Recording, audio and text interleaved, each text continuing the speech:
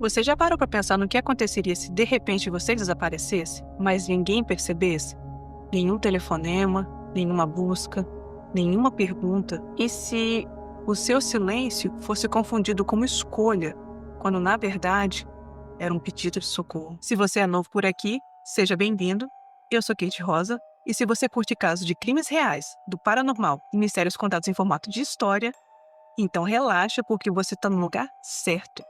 E para quem já me conhece, é bom ter você de volta. Hoje eu vou te contar a história de uma mulher que parecia ter uma vida perfeita, uma carreira sólida, um círculo social influente e um futuro promissor, mas que desapareceu sem deixar nenhum vestígio e só foi encontrada anos depois de uma forma inimaginável.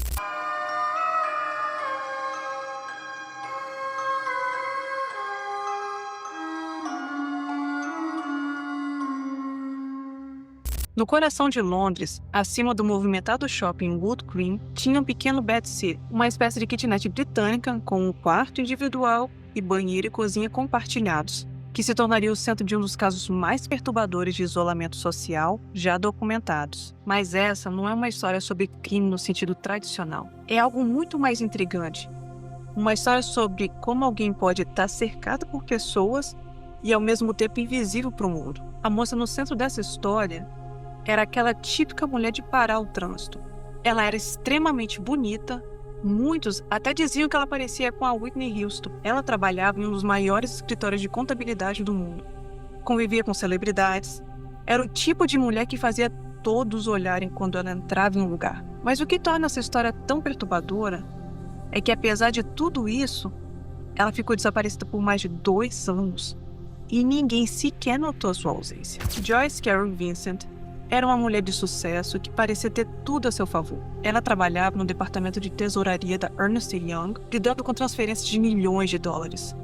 Os colegas a descreviam como responsável, calculada e cheia de ambição. Ela abandonou a escola aos 16 anos e, sem nenhuma qualificação, aos poucos, foi construindo seu próprio império, até conquistar um ótimo salário em uma das empresas mais prestigiadas de Londres. Só que algo aconteceu que ninguém conseguiu explicar. Em março de 2001, ela, do nada, decidiu largar o emprego sem nenhuma explicação. Contou versões diferentes para pessoas diferentes sobre a sua decisão.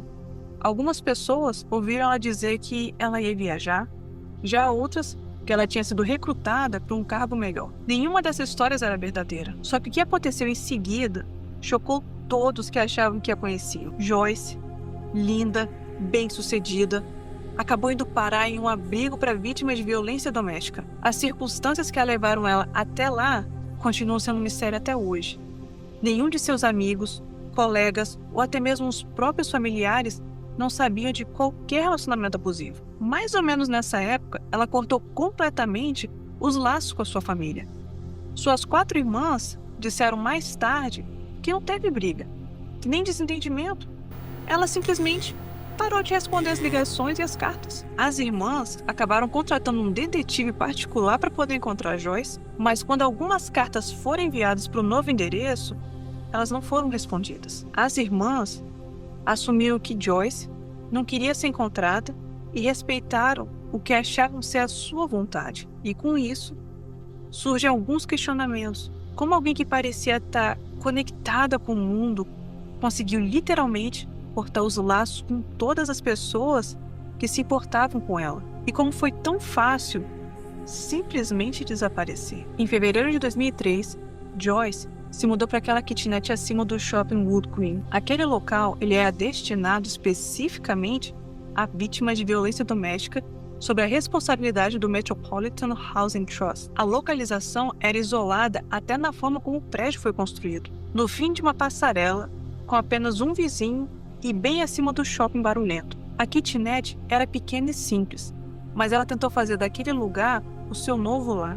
Por algum motivo, ela tinha deixado presentes de Natal embrulhados sobre a mesa, presentes sem nomes, como se ela esperasse visitas que nunca chegariam. Em novembro de 2003, ela foi hospitalizada por 2 dias após vomitar sangue e foi diagnosticada com uma úlcera péptica. Quando pediram que ela indicasse um parente próximo no formulário do hospital, ela escreveu o nome do seu gerente bancário. Só que em algum momento do mês de dezembro de 2003, Joyce faleceu. provavelmente por causas naturais, talvez complicações da úlcera ou um ataque de asma, já que ela sofria de asma grave desde a infância. Ela estava sozinha na kitnet, tendo apenas o som da televisão como sua única companhia. E o que aconteceu depois parece até roteiro de filme de terror. O corpo de Joyce ficou ali, sem ser descoberto, por mais de 2 anos. Vários fatores contribuíram para que essa situação quase inimaginável acontecesse. O Metropolitan Housing Trust ainda ajudava com a metade do aluguel, como apoio às vítimas de violência doméstica. E como as demais contas continuavam sendo pagas por débito automático, o apartamento seguia funcionando normalmente. Luzes acesas, aquecimento ligado, ninguém suspeitou de nada. A kitnet era isolada e com pouco movimento. O único vizinho achava que o imóvel estava vazio. E quando alguém percebia um cheiro estranho, já culpava as caçambas de lixo do shopping.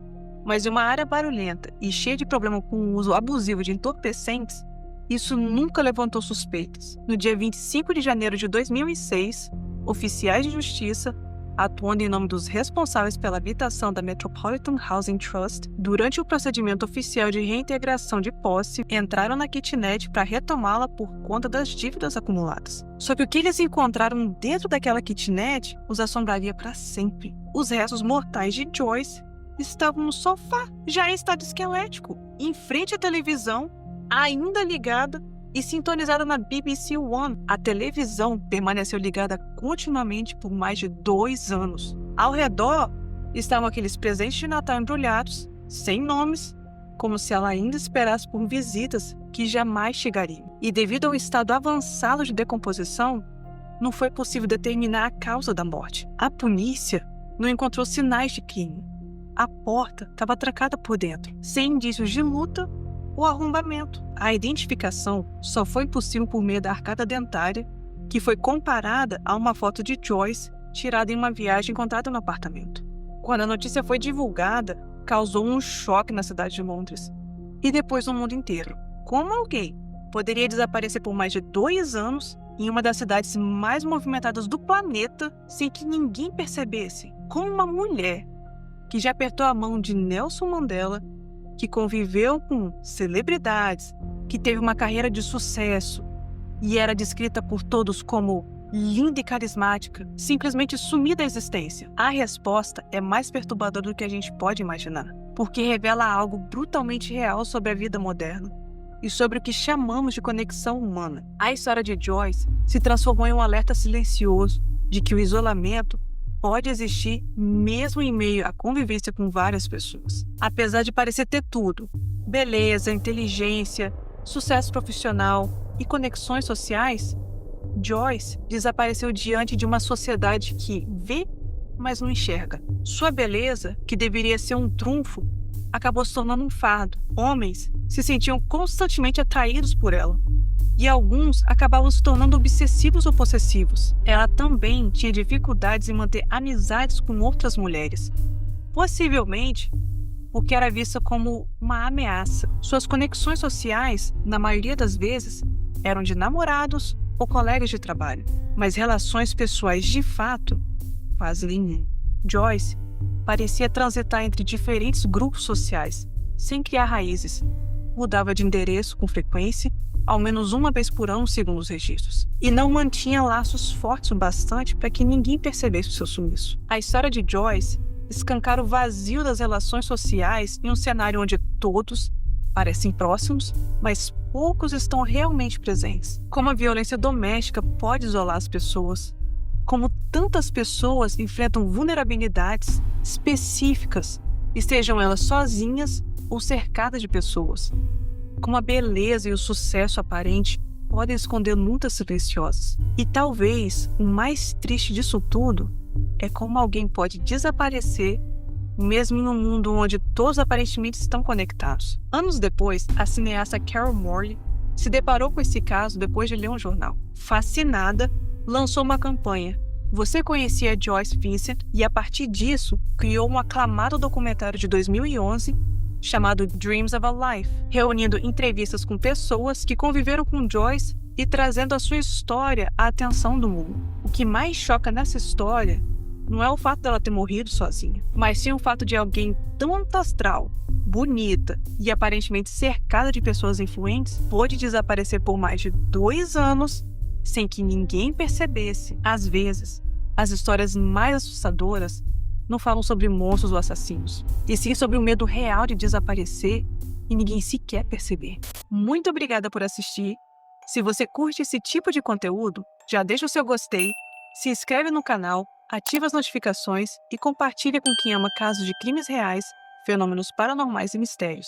Agora eu quero saber de você. Você acredita que alguém sentiria sua falta se você desaparecesse por alguns dias?